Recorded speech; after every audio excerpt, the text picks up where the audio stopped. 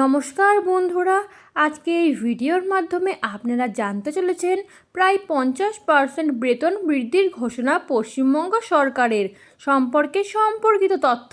যারা এখনও পর্যন্ত চ্যানেলটি সাবস্ক্রাইব করেননি এবং বেল বাটনটি প্রেস করেননি, চ্যানেলটি সাবস্ক্রাইব করে বেল বাটনটি প্রেস করে রাখুন নতুন সরকারের নতুন আপডেট সবার আগে পাওয়ার জন্য। কাদের জন্য কত বাড়বে সম্পূর্ণ তথ্য জানতে সম্পূর্ণ ভিডিওটি শেষ পর্যন্ত দেখুন। এই সকল কর্মীদের প্রায় 50% বেতন বৃদ্ধির ঘোষণা পশ্চিমবঙ্গ সরকারের। বাংলার কর্মচারীদের জন্য রইল দারুণ সুখবর।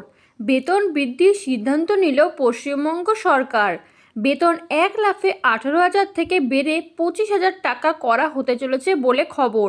এখন আপনিও নিশ্চয়ই ভাবছেন কাদের বেতন বৃদ্ধি হয়েছে, চলুন জেনে নেবেন। বেতন বৃদ্ধির সিদ্ধান্ত সরকারের। সূত্রের খবর, গতকাল বুধবার নবান্নে মন্ত্রিসভার বৈঠক হয়। সেখানে একগুচ্ছ সিদ্ধান্ত নেয় নতুন সরকার।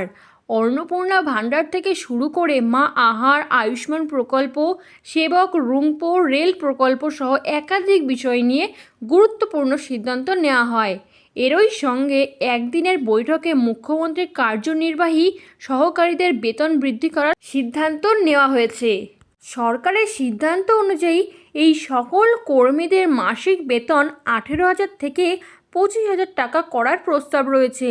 জানিয়ে রাখি, রাজ্যের ক্ষমতায় আসার পর বিজেপি সরকার বুধবার তার তৃতীয় মন্ত্রিসভার বৈঠক করে, আর সেখানেই বেশ কিছু গুরুত্বপূর্ণ সিদ্ধান্ত নিয়েছে। পূর্ববর্তী মমতা বন্দ্যোপাধ্যায়ের সরকার কোভিড-19 সময়কালে মা ক্যান্টিন চালু করেছিল।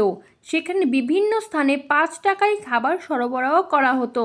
মুখ্যমন্ত্রী শুভেন্দু অধিকারীর সভাপতিত্বে অনুষ্ঠিত মন্ত্রিসভার বৈঠকে সিদ্ধান্ত হয়েছে যে প্রকল্পটি চালু থাকবে, তবে এটির নাম পরিবর্তন করে মা আহার করা হয়েছে।